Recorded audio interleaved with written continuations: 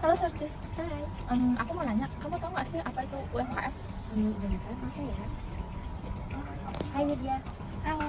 Widya, UMKM itu apa sih? Oke, jadi aku jelasin ya. Oke, seperti yang kita ketahui bahwasanya Indonesia merupakan negara yang berkembang. Nah, negara yang berkembang ini didukung oleh salah satu faktornya yaitu UMKM. UMKM merupakan kepanjangan dari usaha mikro, kecil, dan menengah. Nah, apa sih itu UMKM? Jadi, UMKM merupakan sektor yang memiliki peran sangat penting dalam perekonomian suatu negara, terutama di negara yang berkembang, yaitu Indonesia. Nah, UMKM memiliki kontribusi besar terhadap penyerapan tenaga kerja, pertumbuhan ekonomi, serta inovasi lokal. Oke, saya akan menjelaskan mengenai konsep UMKM. Yang pertama yaitu permintaan. Permintaan adalah jumlah barang atau jasa yang diperlukan oleh konsumen pada harga tertentu dalam periode tertentu. Yang kedua yaitu ada penawaran. Penawaran adalah jumlah barang atau jasa yang disediakan oleh produsen dalam berbagai tingkat harga dalam suatu periode. UMKM seringkali menghadapi beberapa tantangan. Yang pertama yaitu ada biaya produksi. Nah, jika biaya produksi seperti bahan baku ataupun tenaga kerja meningkat, maka kemampuan UMKM untuk menawarkan produk dengan harga terjangkau mungkin menurun. Lalu yang kedua adalah teknologi dan inovasi. Nah, UMKM yang menggunakan teknologi modern atau metode produksi yang efisien cenderung dapat meningkatkan jumlah penawaran mereka. Yang ketiga ada keseimbangan pasar. Keseimbangan pasar adalah titik di mana suatu barang yang diminta oleh konsumen sesuai dengan jumlah yang ditawarkan oleh produsen. Nah, dalam konteks UMKM, keseimbangan pasar dapat tercapai jika suatu harga produk berada pada titik di mana konsumen mau membayar dan produsen mendapatkan keuntungan yang banyak. Adapun beberapa manfaat utama dari UMKM. Yang pertama yaitu penyerapan tenaga kerja. UMKM menyerap sebagian besar tenaga kerja terutama di daerah pedesaan. Yang kedua yaitu inovasi lokal. UMKM seringkali lebih fleksibel dan inovatif dalam menciptakan produk yang sesuai dengan kebutuhan dan selera lokal. Dan juga tadi yang Hai guys. Kalian pada ngapain? Apa aja sih? Apa nggak? Apa sih? Yuk. Kamu ada kayaknya roti bakar enak ya. Roti bakar ya. Mana sih? Gimana tuh? Ada di Jalan Pahlawan sih. Nanti di tempatnya. Gimana kita ke sana jalan yuk. Oh, iya. Yuk.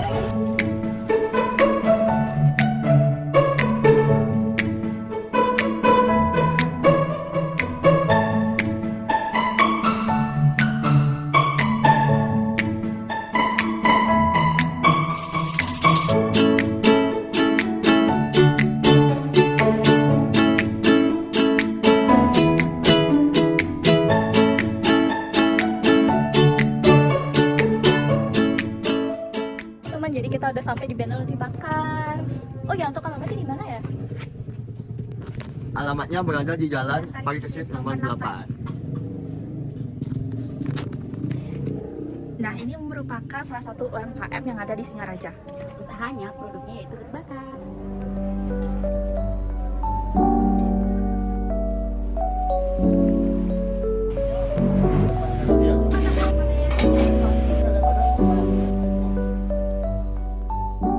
Selamat malam.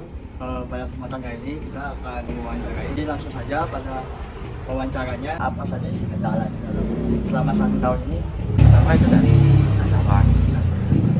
Kita di sini istilahnya agak mana ya, sama karyawan itu dia yang mau bagaimana bekerja keras, terus kemudian artinya mau berada di bawah tekanan si owner kan. Ya pastinya kan nggak mungkin si owner melepas secara penuh. Nah, itu yang agak susah. Kemudian dari seleksi, kita bagaimana menyeleksi karyawan yang mau kita ajak kerjasama. Kemudian untuk mengiklankan di media sosial itu yang sangat penting.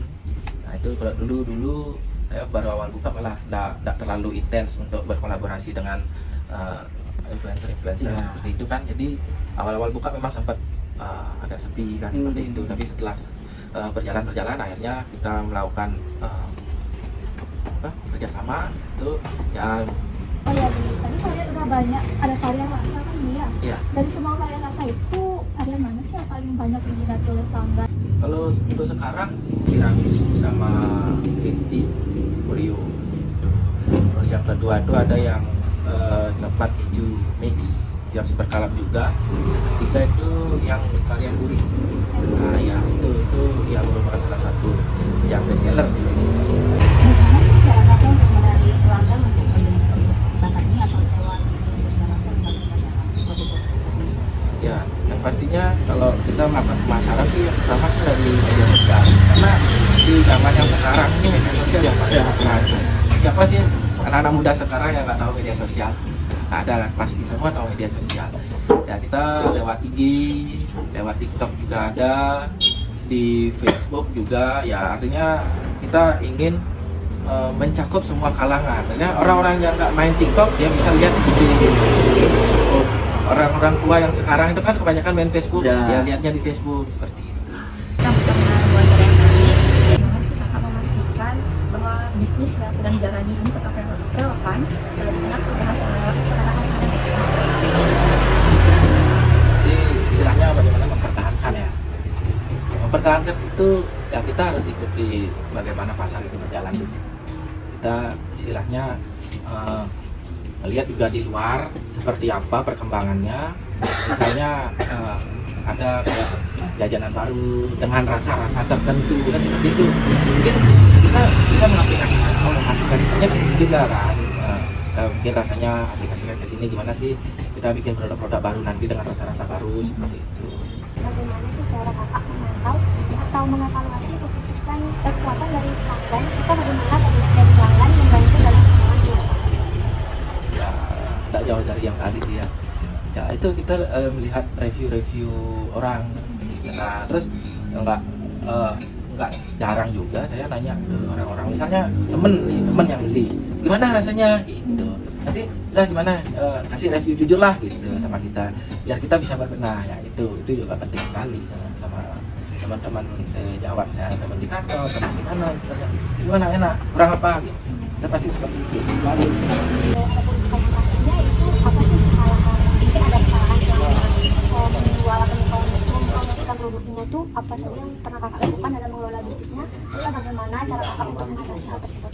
Ya, kesalahannya yang pernah saya lakukan itu tidak melakukan promosi di media sosial. Artinya promosi tapi berjalan sendiri. Nah, bikin IG sendiri, tanpa misalnya kita kayak misalnya kalau saya bukan seorang influencer, bikin IG, bikin konten, tapi tidak secepat jika kita menggunakan seorang influencer itu ya. Nah, itu kita jadinya harus melakukan kerjasama. Kemudian kita malah tidak sendiri kalau waktu UKM-nya agak lama sih kita sepi dikit. Nah, akhirnya setelah kita melakukan kerjasama ya lumayan. Kemudian seperti tadi juga dari segi karyawan juga saya pernah menerima karyawan yang dan itu dari kita menerima menyaring karyawan juga kita hati-hati. Itu aja sih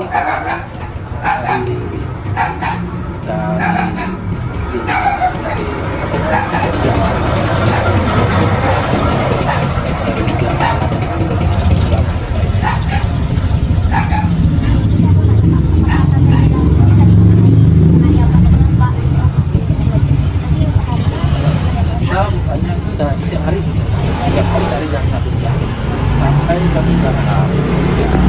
Jadi nanti kayak ini kan karyawan saya juga kuliah, dia sambil kuliah. Kadang buka bisa jam 2, kalau bisanya kita mulai waktu jam 10. Biasanya Rabu kami Jumat sampai jam 10. Soalnya kan karyawan yang nggak bisa. Kita kan ya istilahnya dia kerja bagus, tidak kita walaupun dia masih anak kuliah. Itu aja, ada lagi. Jadi itu saja yang dapat saya sampaikan dan kami semuanya terima kasih ya kak. Teman, jadi kita udah selesai wawancara bersama Beli Murah. Makasih Beli Murah atas waktunya selama wawancara. Maaf apabila ada kesalahan dari kita atau mengganggu waktu Beli selama wawancara dan jalan. Terima kasih Beli ya. Terima kasih ya.